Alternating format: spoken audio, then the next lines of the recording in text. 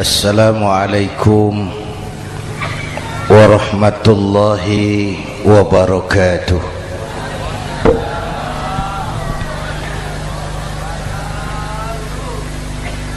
Alhamdulillahi wa kafa, wassalatu wassalamu ala sayyidina Muhammadin al-Mustafa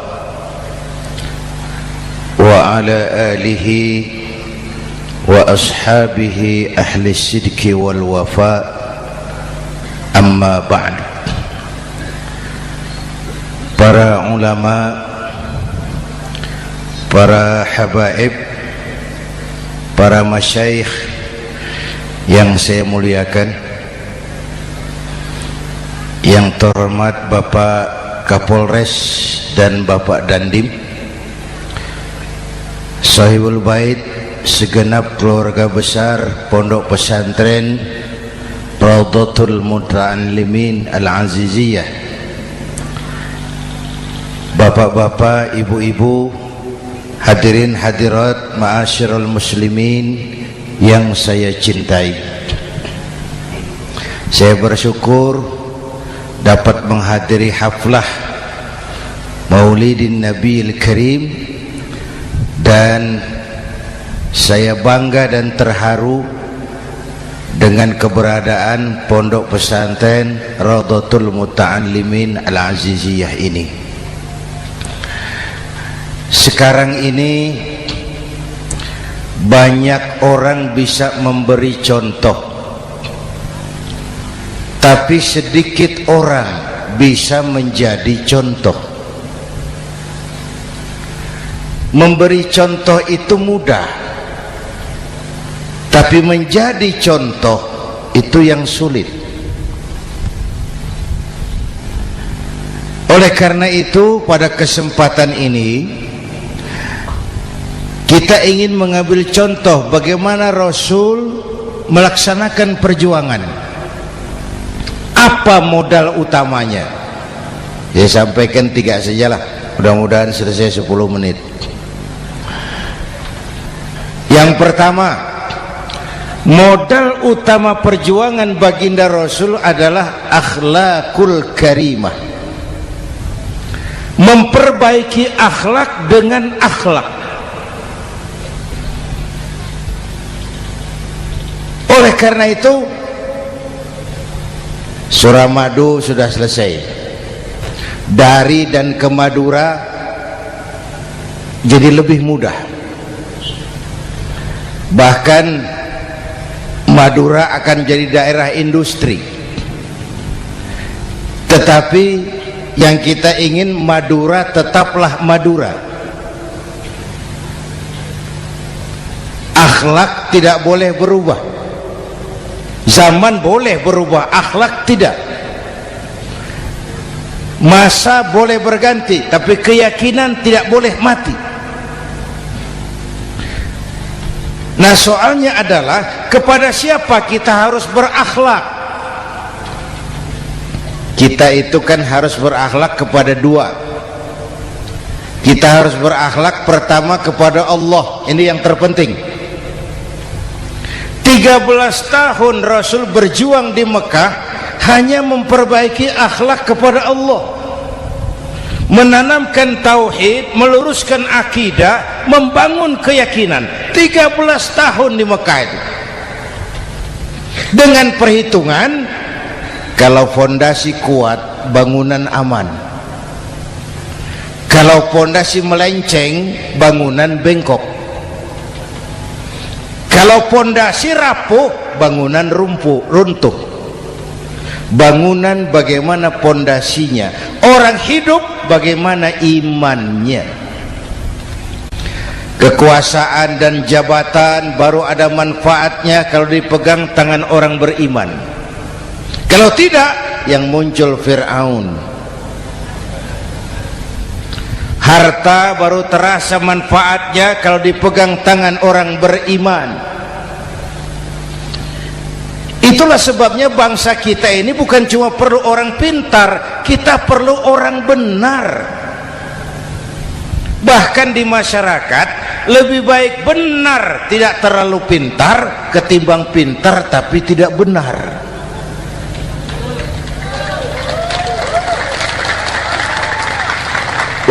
Kalau sudah pintar tidak benar, rusak rakyat itu Pak. Disuruh ngurus beras malah nimbun beras, ya. Disuruh ngurus laut jadi bajak laut. Disuruh ngurus hukum, bikin hukum seperti pisau, tajam ke bawah, tumpul ke atas. Kalau yang kecil salah, hukum cepat-cepat ditegakkan. Yang besar salah, diam pura-pura tidak mengerti. Itu yang melukai rasa keadilan.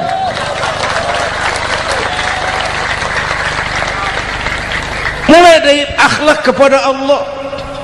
Bagaimana cara berakhlak kepada Allah? Caranya dua. Pertama, jangan menyekutukannya dengan sesuatu pun. Yang kedua, jangan menyembah kecuali hanya kepadanya. Itu akhlak kepada Allah. Konsisten, disiplin. Saya bersaksi tiada Tuhan selain Allah, maka saya tidak akan menyembah kecuali hanya kepada Allah. Saya tidak akan takut kecuali hanya kepada Allah. Saya tidak akan minta tolong kecuali hanya kepada Allah. Saya tidak akan melarikan persoalan kecuali hanya kepada Allah. Saya bersaksi Nabi Muhammad utusan Allah, Nabi terakhir. Tidak ada Nabi sesudah Nabi Muhammad. Harga mati, titik. Disiplin. Ada yang mengaku jadi Nabi, wajib tidak percaya. Disiplin. Sekarang ini kan bangsa kita disiplinnya lemah. Korupsi agak sulit diberantas karena pejabat kita takut atasan tapi nggak takut Tuhan.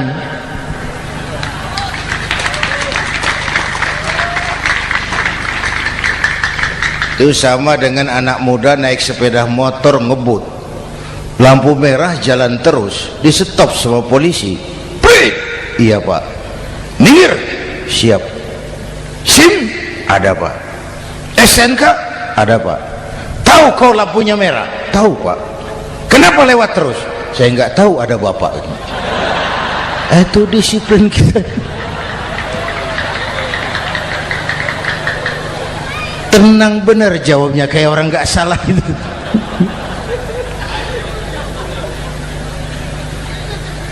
Iman. Apalagi belakangan ini saya sering bilang gini Pak, ini humor tapi agak tasawuf. Orang yang paling tenang hidupnya itu tukang parkir. Coba lihat tukang parkir, walaupun mobil banyak, mereknya bagus-bagus, tidak pernah sombong. Tenang ini, tenang. Nanti mobil pergi satu demi satu, habis sama sekali, dia tidak sedih. Tenang. Mobil banyak tidak sombong, mobil habis tidak sedih. Apa rahasianya? Ternyata, nih tasawufnya di sini. Tukang parkir tidak merasa memiliki, tapi merasa dititipi. Wah, itu. Siapa saja yang merasa memiliki, bersiaplah kehilangan, dan itu menyakitkan. Tapi kalau merasa dititipi, jabatan, harta, anak, istri, semua titipan, hiduplah seperti tukang parkir. Pertama, titipan tidak boleh bikin kita sombong. Dititipi kok sombong, ndak pantas ya. Pak Zainuddin titip mobil ya, silakan. Yang punya mobil pergi, saya petatang peteteng. Ndak pantas dititipi kok sombong. Ada orang dititipi jabatan oleh Allah sombong, dititipi sombong. Ada enggak pejabat sombong? Ada, namanya Fir'aun. Tuh pejabat-pejabat sombong anak buah Fir'aun semua. Dititipi harta oleh Allah jadi orang kaya, sombong sama tetangga, ndak mau kenal orang lain, kecil semua, jalan ndak injak tanah. kuntilanak.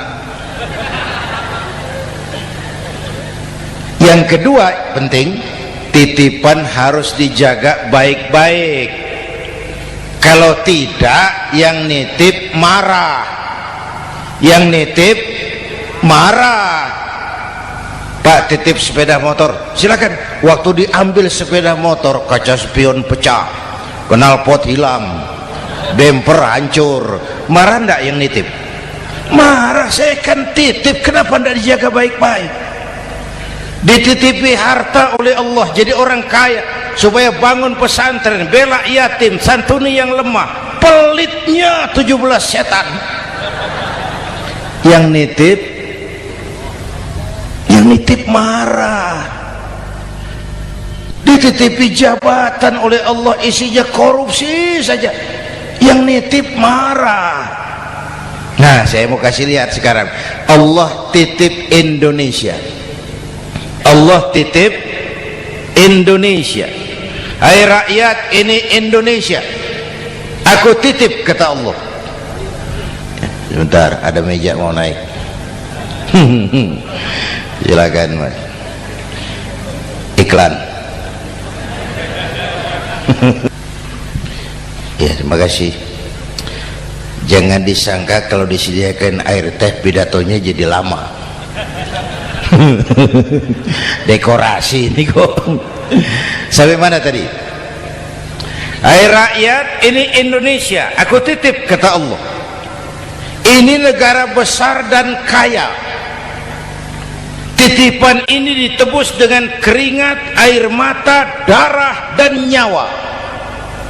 Ini bedanya. Malaysia memang merdeka tapi diberi Inggris. Singapura merdeka diberi Inggris. Indonesia merdeka, keringat, air mata, darah, dan nyawa. Ini negara aku titip, kata Allah. Ini negara besar dan kaya. Buminya subur. Di atas perut buminya segala tanaman hidup. Di bawah perut buminya ada gas, minyak, batu bara. Lautnya kaya, hutannya kaya. Kekayaan negeri ini harus digunakan bagi sebesar-besar kemakmuran rakyat. Itu amanat konstitusi. Disalahgunakan, dikorupsi, yang nitip marah. Yang nitip marah. Kalau dia marah, dia suruh makhluknya yang lain negur. Siapa? Merapi, Bromo, anak Krakatau. Itu Merapi demo, Pak. Kalau kita rakyat demo, anak buahnya Pak Danres turun. Tapi kalau Merapi demo, siapa yang mau ngatasi? Mbah Marijan. Selesai. Sekarang Mbah Marijan sudah kumpul sama Mbah Surip di alam barzah, dia sudah ketemu dia. Kata Mbah Surip, tenang Mbah Marijan, tak gendong, aman sudah. Aman sudah. Saya mau bilang Merapi itu makhluk, Krakatau itu makhluk, Bromo itu makhluk. Tidak mungkin makhluk bergerak dengan sendirinya, pastilah ada yang menggerakkan. Maka baik-baiklah sama yang bikin angin supaya bertiupnya sesuai keperluan. Baik-baik dengan yang bikin air supaya datangnya sesuai kebutuhan. Baik-baik sama yang bikin gunung supaya meletusnya pelan-pelan.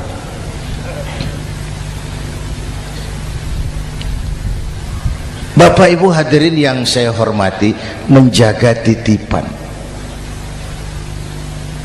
Jangan menyembah kecuali hanya kepadanya. Jangan menyekutukannya dengan sesuatu pun. Ayo, saya ngobrol kita. Bapak Ibu hadirin yang hadir di sini ini, kita ini semua hamba Allah apa bukan? Hamba Allah. Kata siapa? Kata kita. Kalau kata kita, namanya ngaku. Ngaku itu boleh dan murah. Apa diakui? Kita belum tahu. Ya, kan baru kata kita itu. Dan tidak otomatis kalau kita bilang saya ini hambamu ya Allah, lalu Allah jawab iya ya. Tidak, wong itu kan kata kita. Saya hamba Allah, kata saya. Berapa banyak orang perbuatannya, ucapannya berkata saya hamba Allah, perbuatannya menyatakan dia hamba setan, hamba nafsu, hamba dunia, budak jabatan. Tidak sesuai ucapan dengan perbuatan. Jadi hamba Allah itu enggak mudah, digojlok, diuji. Coba lihat, yang jelas diakui sebagai hamba itu baru satu yang kita peringati ini, baginda Nabi. Allah mengakui kapan? Waktu menceritakan Isra dan Mi'raj. Apa yang dipakai kalimat? Subhanallazi asra bi'abdih. Maha suci Allah yang telah menjalankan hambanya. Hambanya. Muhammad itu hambaku, aku jalankan dia. Allah mengakui. Kapan kalimat ini turun? Setelah Nabi digojlok, ditempa, digembleng, diuji, difitnah, dicaci maki, dilontari kotoran unta, sahabat-sahabatnya dibantai. Lolos. Muhammad betul-betul hambaku. Ayo Isra Muhammad. Subhanallazi asra bi'abdi, hambaku. Jadi kalau mau jadi hamba Allah ya diuji, digojlok, digembleng. Nah, mari kita lihat kehambaan baginda Nabi. Orang yang paling bersih hatinya Rasulullah. Orang yang paling baik akhlaknya Rasulullah. Orang yang dosanya sudah mendapat jaminan ampun Rasulullah. Tapi Rasulullah kalau sholat malam bengkak kakinya karena rajin sujud. Hati bersih, akhlak terbaik, dosa sudah diampuni. Tapi kalau sholat malam kakinya bengkak karena rajin sujud. Saya tahu di sini juga banyak yang kakinya bengkak. Cuma urusannya apa, itu urusan masing-masing.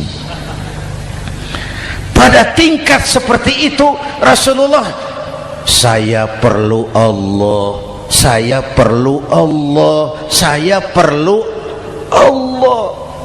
Yang 100 tahun kita bangun selesai oleh gempa 3 menit. Ya. Yang 100 tahun kita bangun ternyata selesai oleh gempa 3 menit. Kita perlu Allah,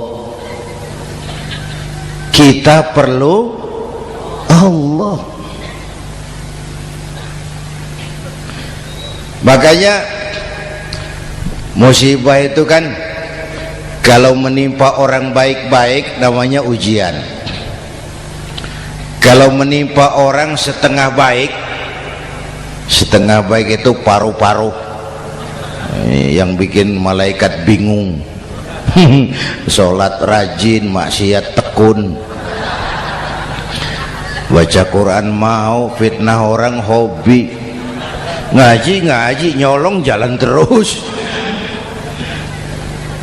Untung di sini nggak ada yang begitu. Di Jakarta banyak. Di sini insya Allah sama. Jakarta. Orang separuh-separuh seperti itu kalau dapat musibah itu namanya teguran, bukan ujian. Kenapa ditegur? Lalai. Nah, kalau orang jahat dapat musibah itu namanya persekot. Uang muka tanda jadi. Kontannya nanti di akhirat. Kalau diuji bukan saja harus sabar tapi harus lulus.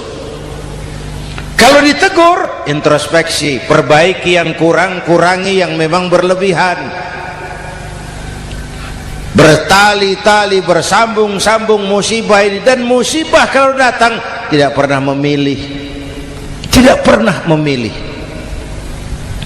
Bapak Ibu hadirin yang saya muliakan, jadi mari yang pertama jaga akhlak kita kepada Allah. Jangan menyekutukannya dengan sesuatu pun, jangan menyembah kecuali hanya kepadanya. Sekarang kan musim entertain, orang pandai membangun pencitraan, orang pinter bikin bungkusan. Sekarang ini kiai sama dukun tipis bedanya. Bener Pak, pemburu hantu pakai sorban, pakai gamis, nanti kiai pakai helm. Atribut sudah kacau sekarang ini, siapa pakai apa, siapa mau jadi apa, ndak jelas. Sementara masyarakat kita memang agak kutil, kurang teliti, cepat heran, gampang kagum. Pernah terjadi suatu saat tabrakan di jalan, keras sekali, korban jatuh berlumur darah, dikerubungi orang banyak. Datang wartawan mau ambil gambar dari dekat, sulit, banyak sekali orang ngerubung. Dia cari akal, tolong saya dikasih jalan ke dekat korban. Orang menoleh semua. Saudara siapa? Saya bapaknya korban, katanya. Dia mengaku bapaknya korban. Ya orang minggir semua, minggir, ada bapaknya korban. Orang minggir semua, dia maju ke depan korban. Sampai di depan korban pucat mukanya itu wartawan. Kenapa? Yang ketabrak anak monyet, Pak. Dia sudah ngaku bapaknya korban.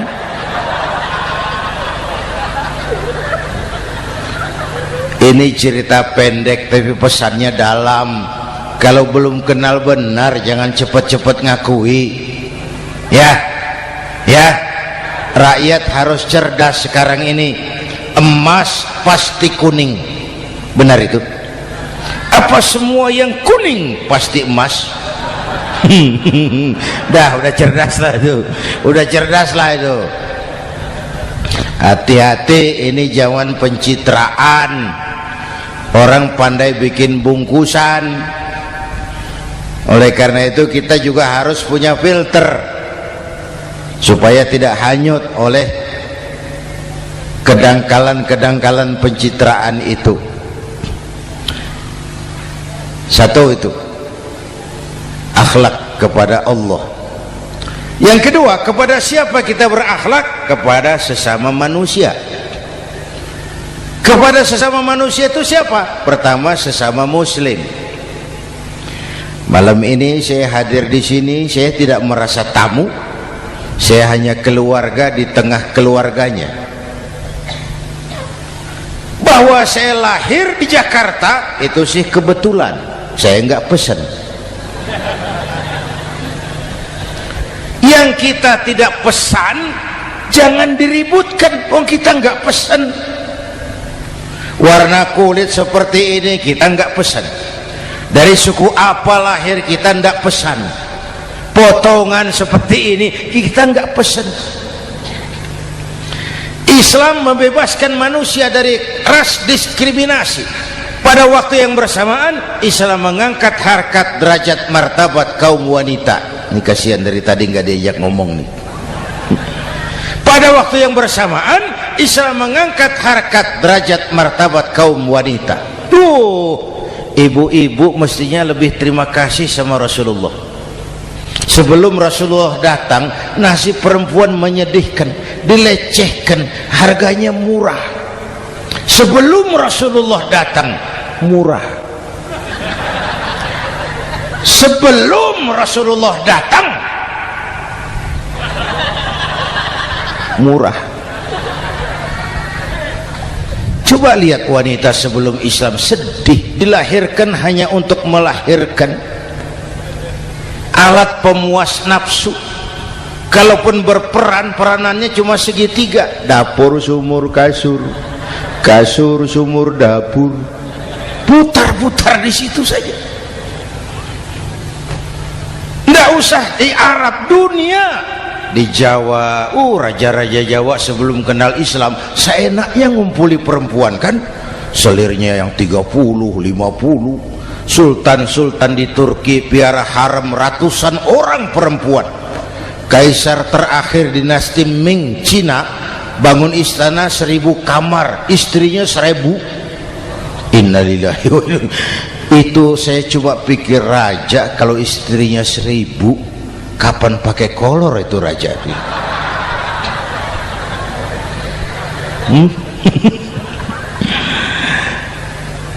Rasulullah datang terenyuh, an-nisa imadul bilad, perempuan jangan diperlakukan begitu, perempuan tiang negara, kalau baik perempuan baik negara, kalau rusak perempuan hancur negara. Waktu ditanya, ya Rasul, siapa yang paling harus saya taati di dunia? Ibumu. Setelah itu siapa lagi? Ibumu. Setelah itu siapa lagi? Ibumu. Setelah itu siapa lagi? Bapakmu. Menghargai perempuan, ibumu, ibumu, ibumu, bapakmu. Ibu 3 kali disebut, bapak 1 kali, ibu 3 kali, bapak 1 kali, ibu 3, bapak 1, 1 bapak. Gimana sih ngitungnya jadi kerok begini? Salah ngitungnya, salah.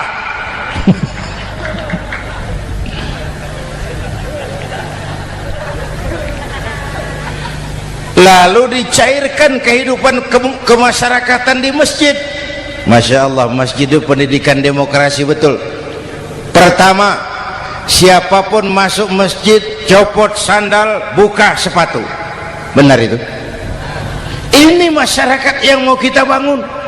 Tidak ada warga negara kelas 1, semua sama. Lurah masuk masjid buka sepatu, rah. Camat masuk masjid buka sepatu, mat. Gubernur masuk masjid buka sepatu, nur. Nikmatnya masyarakat masjid, nikmatnya masyarakat masjid. Coba binatang saja harganya tidak sama toh. Sapi yang mahal, yang gemuk, betul? Karena harga sapi pada dagingnya, makin gemuk sapi makin mahal harganya. Tapi ada burung perkutut lebih mahal dari sapi, padahal dagingnya sedikit, betul. Kenapa harganya lebih mahal dari sapi? Harga perkutut suaranya. Di mana harga manusia yang paling gemuk? Silahkan bersaing dengan sapi. Maaf.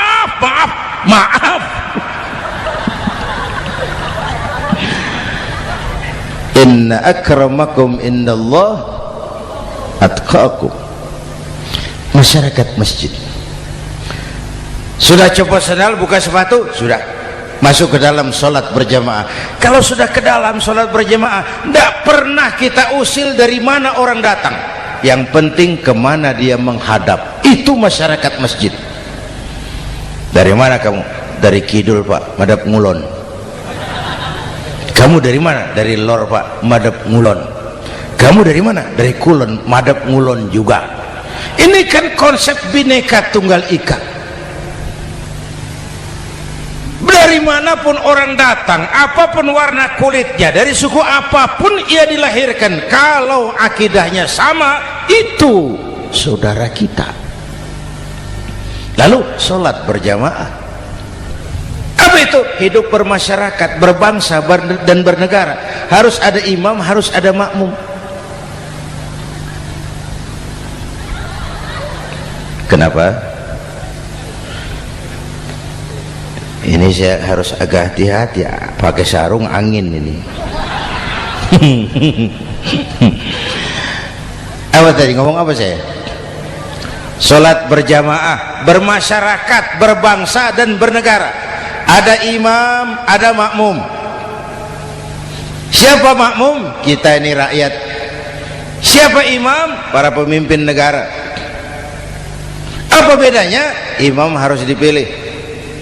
Makmum nggak usah. Coba baca kitab fikih yang setebal apapun, nggak ada bab pemilihan makmum. Nggak usah, makmum nggak usah dipilih. Orang buta boleh jadi makmum, orang bisu boleh jadi makmum, tukang mabuk boleh jadi makmum, tapi tidak tiap orang boleh jadi imam. Imam harus dipilih. Siapa yang jadi imam? Pertama, a'lamuhum, orang yang paling alim di kampungmu angkat jadi imam. Yang paling alim, bukan yang paling tua. Yang paling alim, tahu urusan, punya konsep, punya visi dan misi, mengerti negara ini mesti dibawa kemana, jalan keluarnya apa, angkat jadi imam. Pak, ada dua orang, Pak, alimnya sama, yang mana yang dipilih? Kalau ada dua orang alimnya sama, kata Nabi, afsahuhum, yang lebih fasih lidahnya. Apa artinya fasih? Nyambung sama rakyat, tahu apa yang dimaui rakyat, nyambung. Tidak sah orang fasih bermakmum kepada imam cedal.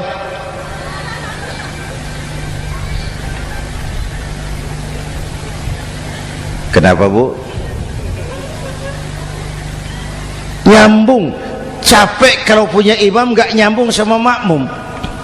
Makanya kalau sudah jadi imam, pesan Nabi apa? Idza amma ahadukumun nasa falyukhaffif. Kalau kamu jadi imam, ringankan sholat kamu, jangan terlalu panjang. Itu makmum tidak sama kekuatannya. Ada yang tua renta, diri saja sudah gemetar. Ada makmum yang punya darah tinggi, kalau sujud lama kepalanya sakit. Ada makmum yang sudah janji habis sholat mau terima uang. Jangan kalau sudah jadi imam di kota, sholat isya berjamaah, rakaat pertama selesai Fatihah, Yasin, bubar makmum itu.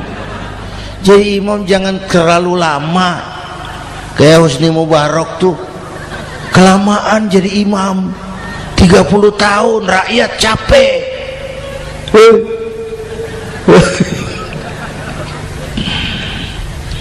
Bapak Ibu hadirin yang saya hormati, nah, masyarakat Islam ini loyal, taat, setia. Kapan? Kalau imamnya benar.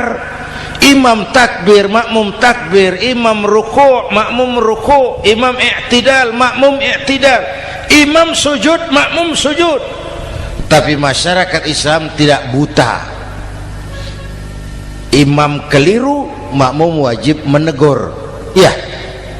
Bagaimana negurnya? Mestinya ruku', imam sujud. Wah, keliru ini. Subhanallah, kan gitu. Itu aturan main. Tidak boleh imam keliru, makmum emosi, main pegang, mam, hoi salah, hoi, kacau sholat.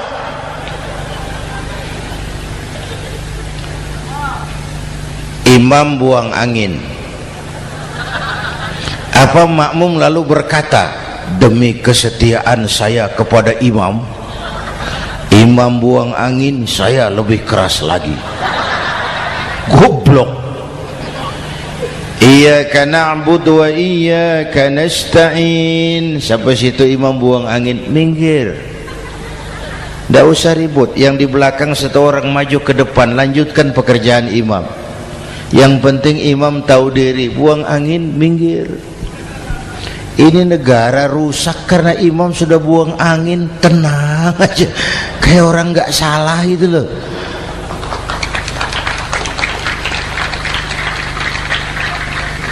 Selesai sholat dikasih tahu, imam tadi buang angin ya sedikit. Apa kalau nggak sedikit lalu nggak rusak sholat itu?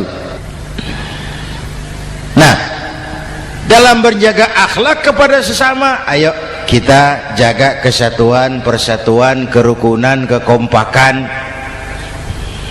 Ini pesantren Raudhatul Muta'allimin Al-Aziziyah, ini aset kita. keberadaannya, pengembangannya, kelangsungannya, bukan segera tanggung jawab pengurusnya. Tanggung jawab kita sesuai dengan bidang dan kemampuan masing-masing.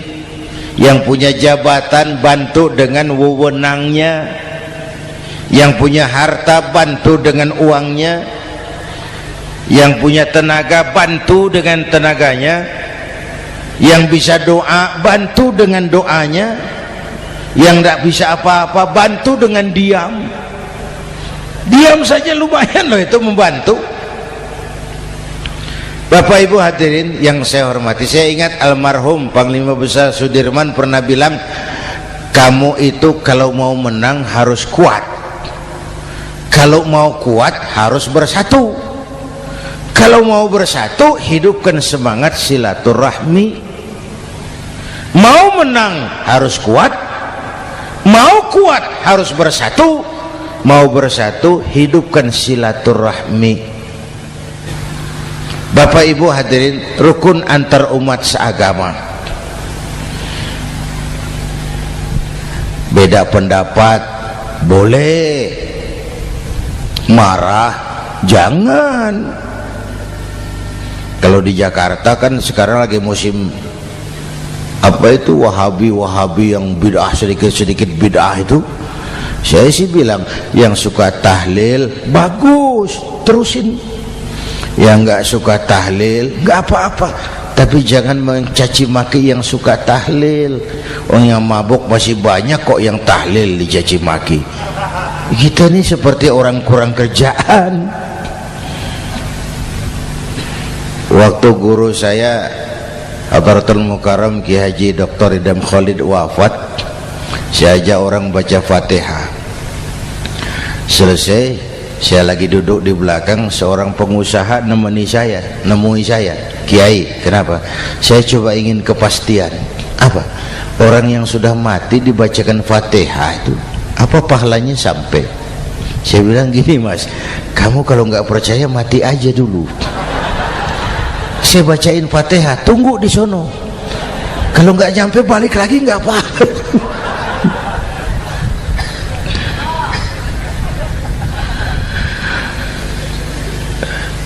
Depan rumah saya itu ada masjid, Pak, pakai beduk seperti itu.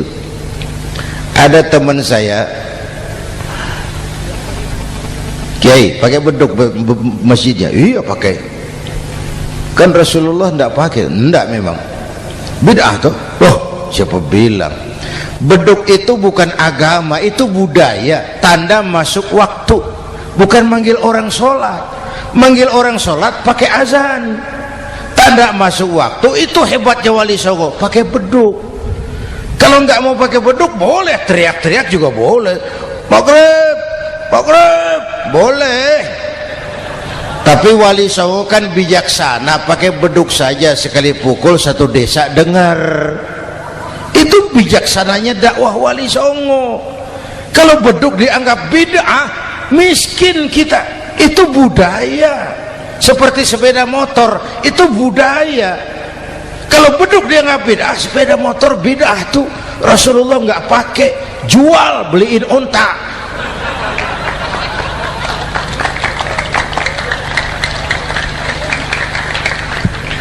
Ayo cari persamaan, jangan memperbesar perbedaan. Hormati pendapat orang kalau pendapat kita juga ingin dihormati. Kasus Ahmadiyah meledak lagi di Cikesik, Banten. Lalu pendekar-pendekar HAM menganggap itu tirani, mengganggu kebebasan beragama. Dia lupa bahwa Ahmadiyah masalahnya bukan kebebasan beragama, tapi penodaan terhadap agama. Kalau kebebasan beragama sih umat Islam welcome. Orang mau Hindu, mau Buddha, mau Kristen bebas memilih agamanya masing-masing. Tapi ini kan Ahmadiyah lain, ngakunya Islam tapi ada nabi lagi sesudah Nabi Muhammad, namanya Mirza Ghulam Ahmad, asal dari India. Saudara hadirin yang saya hormati, ini yang prinsip penodaan terhadap agama. Kalau nggak ngaku Islam nggak masalah. Supaya mau aman caranya cuma dua, Ahmadiyah jadi agama sendiri. Karena Malaysia sudah melarang, Brunei sudah, Rabitoh Alam Islami menyatakan aliran sesat, Saudi Arabia melarang pengikut Ahmadiyah pergi bikin haji, dia dianggap non muslim. Cuma memang pemerintah kita nggak tegas. Kalau dari dulu dinyatakan dilarang, nggak akan ada lagi kasus-kasus seperti itu.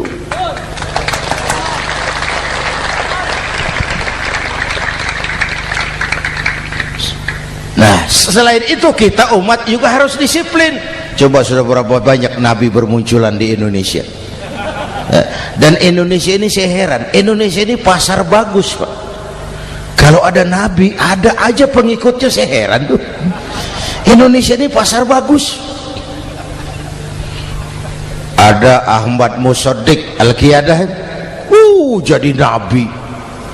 Konsultan bulu tangkis jadi nabi. Dapat wahyunya di Bogor, ditangkap polisi 4 tahun. Muncul lagi di Bandung, namanya Sayuti, tukang cukur, ngaku dapat wahyu jadi nabi, ditangkap polisi lagi 2 tahun. Di Malang Ustadz Roy, ya sebenarnya petinju, dia masuk Islam, mu'alaf, belajar Islam tidak pakai guru, diutak-atik ayat Quran. Sholat kita harus mengerti artinya, maka sholat boleh pakai bahasa masing-masing. Ramai masjid. 2 tahun penjara. Di Jakarta muncul lagi Lia Edan, ngaku Jibril, ditangkap juga oleh polisi. Kita salut sama polisi kita lah, bukan cuma teroris, Jibril ditangkap Pak Kapolres. Saya bilang sama teman-teman polisi, untung dia ngaku Jibril, Pak. Coba kalau dia ngaku Israel, lebih gawat itu.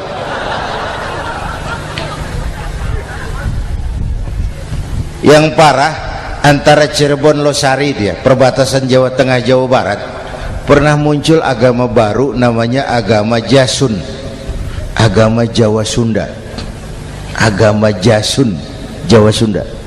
Yang jadi nabi Tugimin. La haula wala quwata. Saya bilang ini jangan jadi nabi, jadi kiai juga nggak angker ini.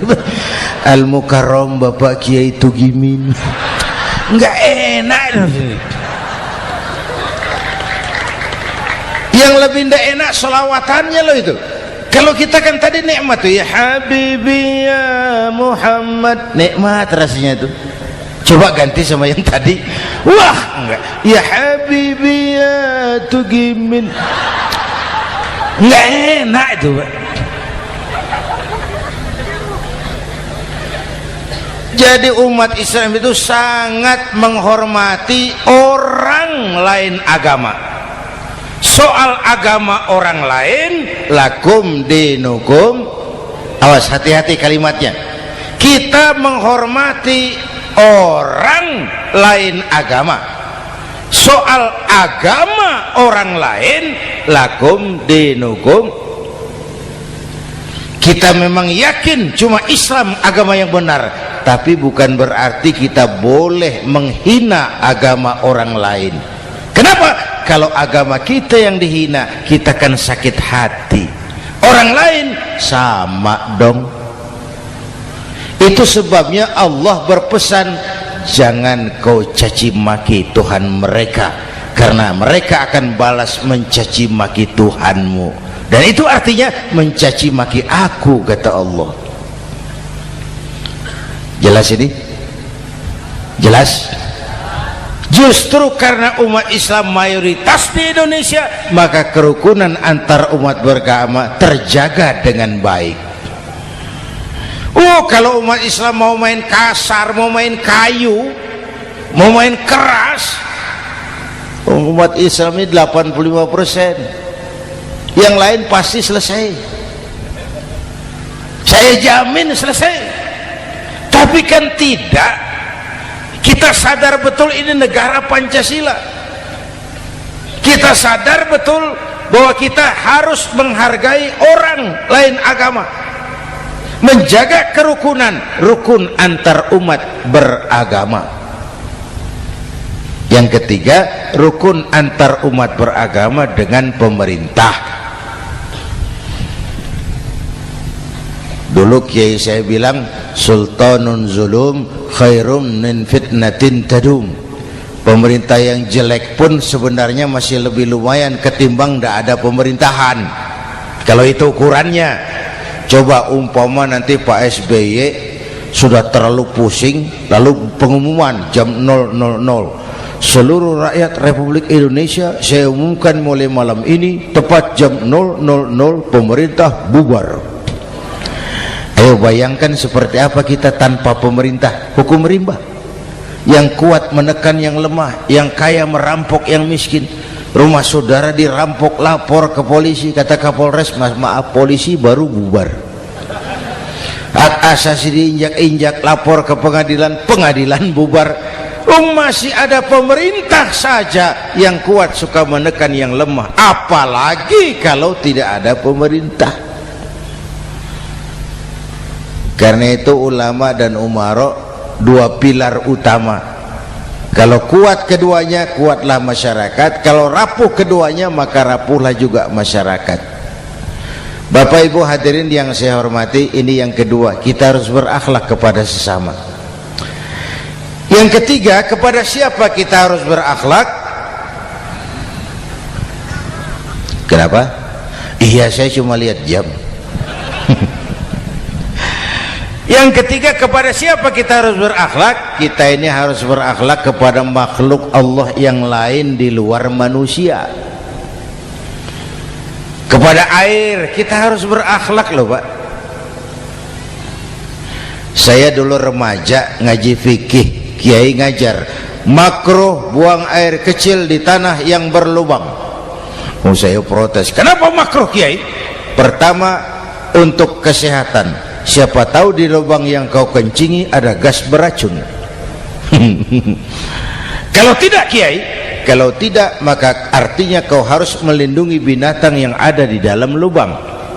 Siapa tahu di lubang yang kamu kencingi ada semut sedang rapat membahas masalah Mesir. Apa dosanya lalu mati dikencingi? Ini namanya rahmatan li semut. Bapak Ibu hadirin yang saya hormati, ada hadis sederhana, fa iza zabahtum fa ahsinu zibhata. Kalau kamu menyembelih hewan, sembelihlah dengan cara yang terbaik. Jangan nyembelih ayam pakai pisau tumpul, itu namanya tidak berperi kebinatangan. Kepada ayam kita berakhlak, kepada pohon kita berakhlak, kepada air kita berakhlak. Kenapa sekarang alam tidak seramah dulu? Karena kita juga tidak ramah kepada alam. Kenapa sering terjadi banjir? Karena tempat air kita kurangi. Dia bingung mau ke mana. Air nggak punya tempat. Akhirnya masuk ke rumah kita juga. Masuk dalam zoharul fasadu fil barri wal bahri bima kasabat aydin nas. Karena kita tidak berakhlak kepada lingkungan.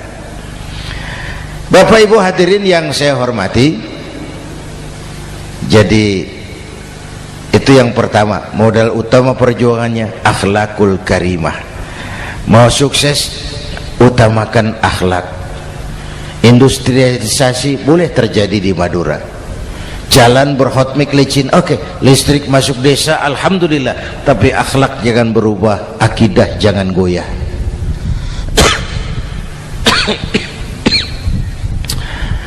Teknologi tidak bahaya, yang bahaya orang yang menggunakannya. Wayang itu yang namanya cepot, itu bisa selawat badar kalau yang megang Anom Suroto. Cepot bisa selawat badar kalau yang megang Anom Suroto. Wayang bagaimana dalangnya, teknologi bagaimana orang yang menggunakannya. Satu. Yang kedua, yang kita contoh dari baginda Rasul, beliau itu sejak kecil tidak dimanjakan Pak. Lahir ke dunia tidak sempat melihat wajah bapak. Umur 6 tahun ditinggal ibu. Umur 9 tahun ngembala kambing. berniaga ke Syam. Syam itu Syria sekarang. Umur 9 tahun bisnis lintas negara dari Saudi ke Syria. Remaja tidak dimanjakan, kerja keras, peras keringat, banting tulang, tidak ada pekerjaan halal yang hina. Lahir pribadi yang tegar, mental yang tahan banting, manusia yang tidak cengeng karena sejak kecil ditempa oleh kesulitan. Jadi gini, orang itu kalau biasa susah, ketemu susah, ndak kaget Pak, mentalnya kuat. Saya santri biasa makan kangkung, datang ke rumah teman dikasih kangkung, loh makanan saya ini, dikasih daging ayam, nambah. Orang tuh kalau biasa susah enak. Saya santri biasa tidur di masjid, disuruh nginep di hotel, pules Pak. Tapi yang biasa tidur di hotel suruh nginep di masjid, encok. Hidup ini perjuangan, mau sukses harus berani susah. Jangan seperti dulu nih cerita santri. Ada santri beternak lebah, ambil madunya itu. Satu hari dia mau periksa sarang lebah, naik ke pohon pakai tangga, pakai sarung biasanya santri. Dia lupa ndak pakai celana dalam. Naik pohon periksa, entah bagaimana terpegang sarang lebah itu, berhamburan lebahnya keluar. Salah satu masuk ke sarungnya, tergigitlah Al-Mukarramnya itu. Dia menjerit, aduh, jatuh berguling ke bawah. Sudah lama jatuh, dia buka sarungnya, dia lihat bengkak. Karena bengkak kan jadi besar, senang juga dia. Dia berdoa, ya Allah, hilangkan sakitnya, biarlah bengkaknya.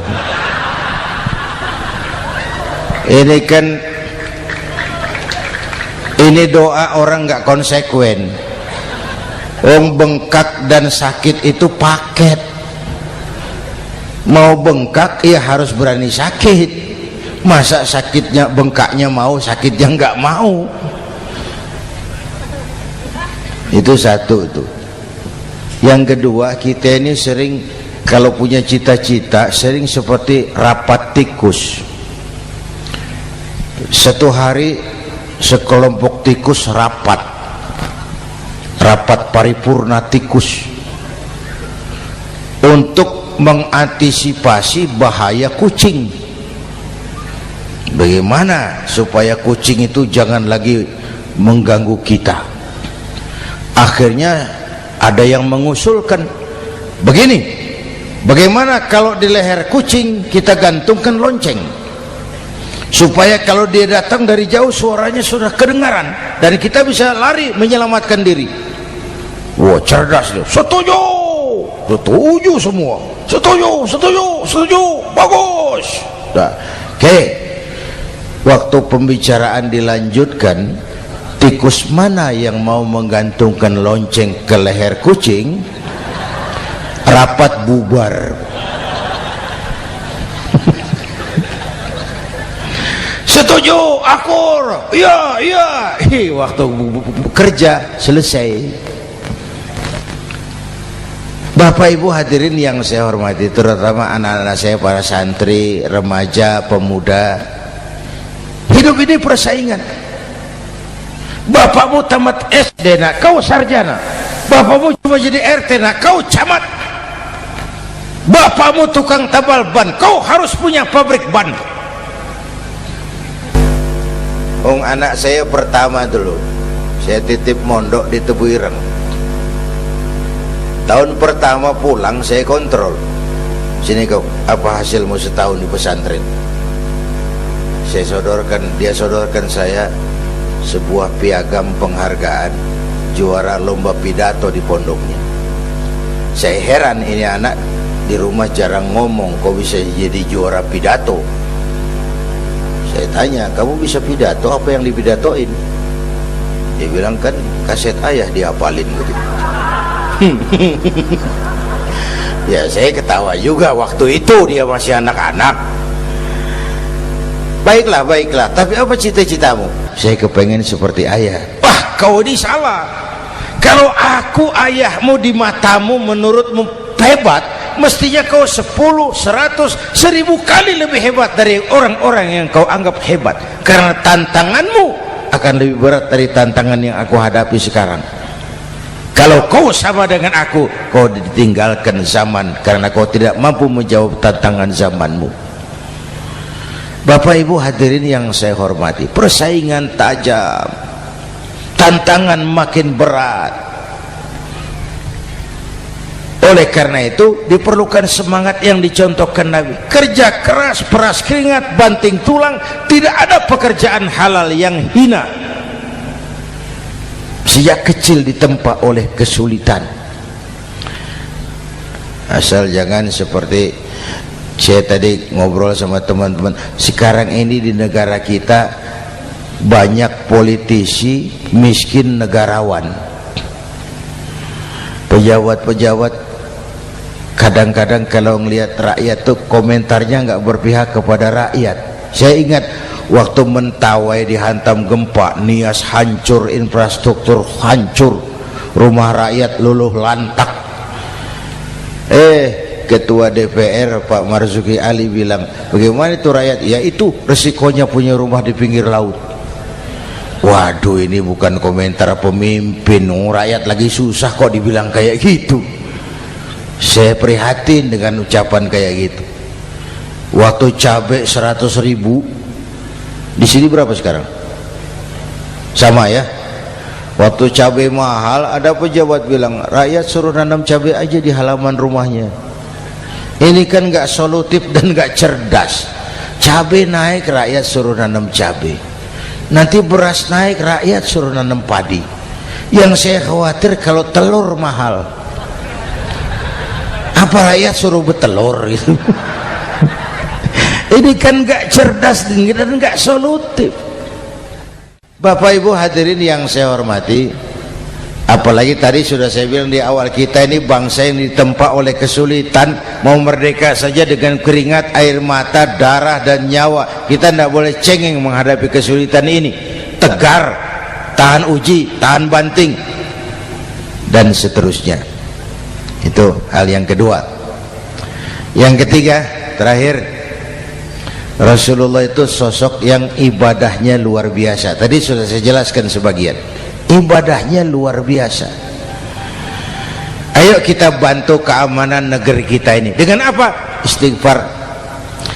Wa ma kana Allahu mu'adzibahum wa hum yastaghfirun. Allah tidak akan turunkan bencana selagi di tengah mereka masih banyak orang-orang yang istighfar. Rasulullah yang dosanya sudah diampuni sehari 100 kali istighfar. Ayo kita ngobrol ini. Pak, saya ini Zainuddin ini, kalau mengharap masuk surga dengan amal yang saya kerjakan sendiri, rasa-rasanya tipis harapan. Bener. Sholat saya berapa banyak saya tahu, sedekah saya berapa duit saya tahu, dosa saya berapa banyak saya tahu. Lalu saya baca sejarah, Nabi Adam dosanya 1, makan buah khuldi, dikeluarkan dari surga. Nabi Adam dosanya 1, dikeluarin. Kita dosanya banyak, kepengen masuk. Ini enggak nyambung ini. Nabi Adam dosanya 1, dikeluarin dari surga. Kita dosanya banyak, kepengen masuk. Enggak nyambung. Apa yang bikin saya besar hati? Apa yang bikin saya optimis? Ada 2, Pak. Pertama yang disebut rahmat Allah, yang kedua disebut syafaat Rasulullah. 2 itu, Pak. Oh, kalau kita ini insya Allah nanti sampai ke surga, amin, Amin. Kalau kita ini sampai ke surga Pak, saya jamin itu bukan karena amal kita, itu karena rahmatnya Allah. Ndaklah seberapa banyak sih amalan kita mau menggapai surga. Kalau bukan karena rahmatnya Allah, sulit sampai ke sana. Hei manusia, dosamu besar, tapi lihat rahmatku lebih besar. Hei manusia, salahmu banyak, tapi ampunanku lebih banyak. Kau nangis di hadapanku, aku senyum melihatmu. Kau berjalan menujuku, aku berlari menyambutmu. Istighfarnya sehari 100. Lalu ada hadis qudsi, inni la ahammu bi'adzabi ibadi. Kadang-kadang aku pengen turunkan azab, bencana kepada manusia, tapi ketika aku melihat 3 perkara, murkaku surut, bencana aku tarik kembali.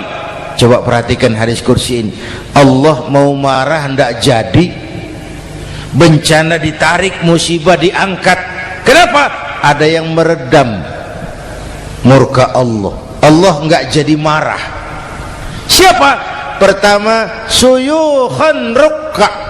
Aku lihat orang-orang tua tengah malam sujud sambil berlinang air mata, nangis di hadapan Allah.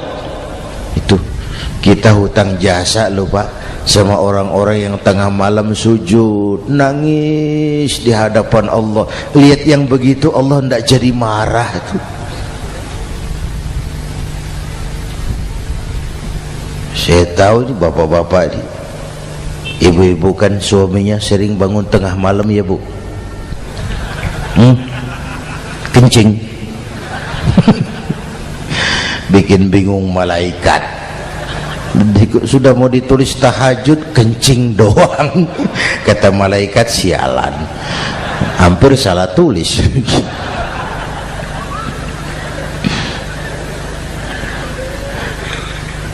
Aku lihat orang tua tengah malam sujud sambil berlinang air mata. Lalu aku lihat bayi-bayi tanpa dosa masih menyusu, sibyanan rudda. Bayi-bayi tanpa dosa masih menyusu, suci bersih, belum ternoda. Wa bahaiman rudda. Dan aku lihat binatang ternak melata mencari makan, kambing mudah cari rumput, alam terjaga keasriannya.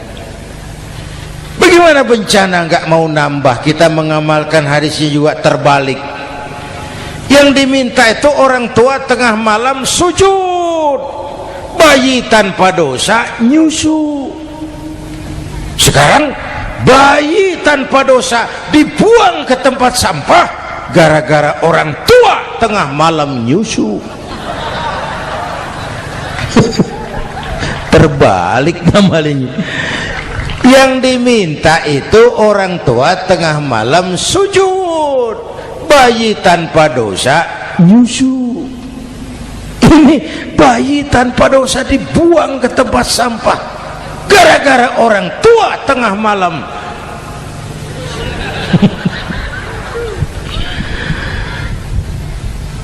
Bapak Ibu hadirin yang saya hormati, rahmat Allah kita perlu.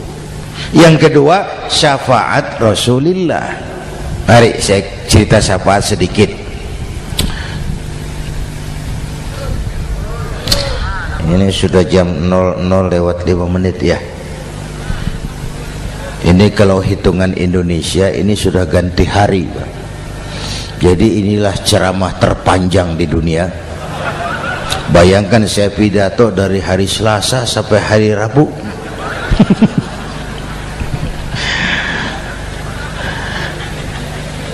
Syafaat agak saya singkat ceritanya.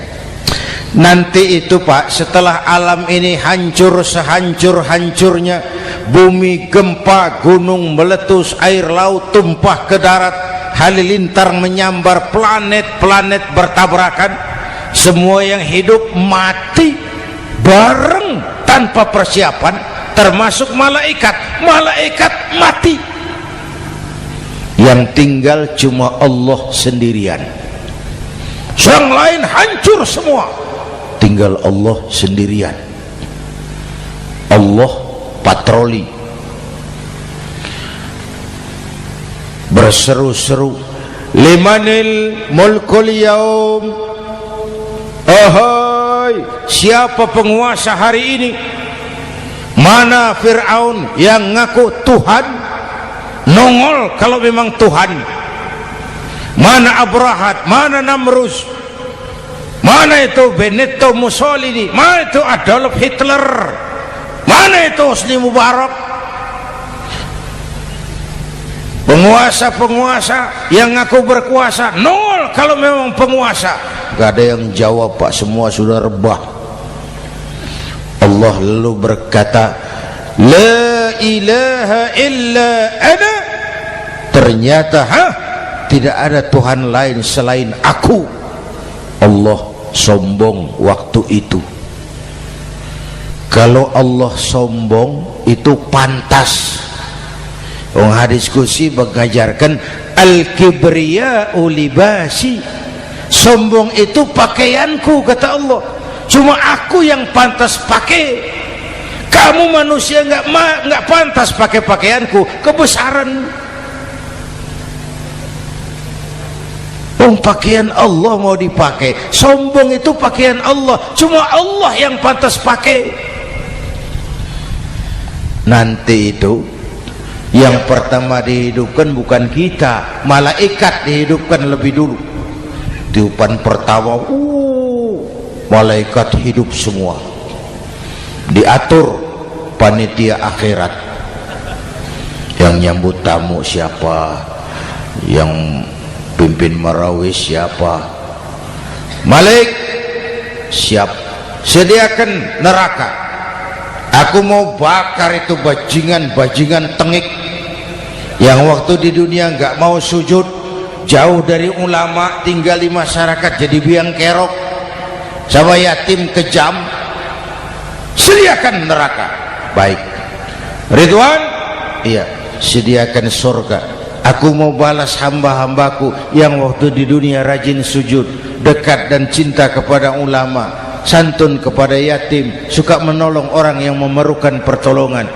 Baik Jibril, Mikail, iya, ke surga. Untuk apa ya Rabb? Ambil kendaraan bernama Buraq, turun ke alam, cari di mana kubur kekasihku Muhammad, bangunkan dari kuburnya, bawa ke surga. Turun Jibril dan Mikail, cari kubur Nabi. Alam sudah hancur-hancuran, jangan cari kuburan, cari bangkalan aja nggak ketemu. Bingung dua-dua. Jibril, sebelah mana kubur Nabi? Nggak tahu Mikail. Lalu dua-duanya sujud mohon pertolongan Allah. Dengan izin Allah terbuka kubur Nabi. Allahumma sholli alaihi wa ala alihi. Bangun dari tidur seperti orang bangun dari kubur seperti orang bangun tidur. Nabi mengusap mata, menoleh ke kanan Jibril, menoleh ke kiri Mikail, lalu tanya, ayu yaumin hadza ya Jibril, ini hari apa Jibril, ini hari apa? Hadza ma wa'ada ar-Rahman, ini hari yang dijanjikan Allah Muhammad, ini kiamat. Kiamat Jibril, kiamat. Jibril, kalau memang ini hari kiamat, aina ummati, umat saya mana Jibril, umat saya mana? Allah karim, belum pernah saya lihat di dunia ada satu pemimpin yang begini besar cintanya kepada umatnya seperti baginda Rasul. Dari dunia sampai akhirat beliau cinta kita, dari dunia sampai akhirat beliau bela kita. Bangun dari kubur, tahu hari sudah kiamat, yang pertama ditanya, aina ummati, umat saya mana Jibril? Kita yang ditanya. Kalau saya yang pertama dibangkitkan dari kubur, lain pertanyaannya. Ini hari apa Jibril? Kiamat Zainuddin. Oh, bini saya mana Jibril? Nabi enggak tanya Khadijah wala Fatimah wala Aisyah, aina ummati, umat saya mana Jibril? Umatmu? Iya, kau manusia pertama yang dibangunkan dari kubur, yang lain masih dikubur. Oh, lalu kita ke surga Muhammad. Perintah Allah, perintah Allah. Sampai di surga seperti orang tidak betah Nabi itu, resah, gelisah, mondar mandir, mukanya murung. Yang punya surga kan negur, Muhammad, labbaik ya Rabb. Tidak enak di surga ya? Enak. Kok kamu seperti orang nggak kerasan gitu loh, resah, gelisah? Kenapa? Saya teringat umat saya ya Allah. Umat saya bagaimana nasibnya?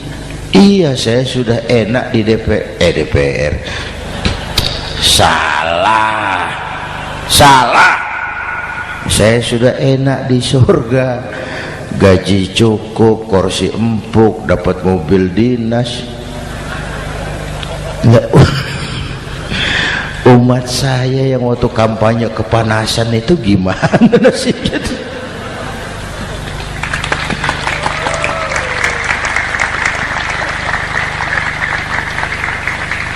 Makanya dulu di Senayan, di depan kantor DPR tuh banyak tukang kaca jualan di situ. Saya bilang ini tukang kaca pintar dagangnya di situ. Pas, maksudnya supaya yang mau berkantor di situ ngaca dulu. Ya, wakil lurah pasti tidak lebih tinggi dari lurahnya. Wakil camat tidak lebih tinggi dari camatnya. Ini kenapa wakil rakyat kok selalu lebih tinggi dari rakyatnya?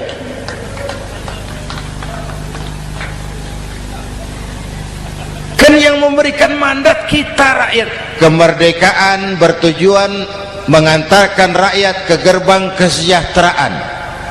Lalu rakyat mempercayai tugas itu kepada pemerintah dan wakilnya di DPR. Saya percayakan kamu mengantarkan rakyat ke gerbang kesejahteraan. Itu amanat undang-undang dasar. Biasanya yang diantarkan sampainya lebih dulu biasanya. Yang diantar sampai lebih dulu, yang mengantar nyusul, namanya ngantar belakangan.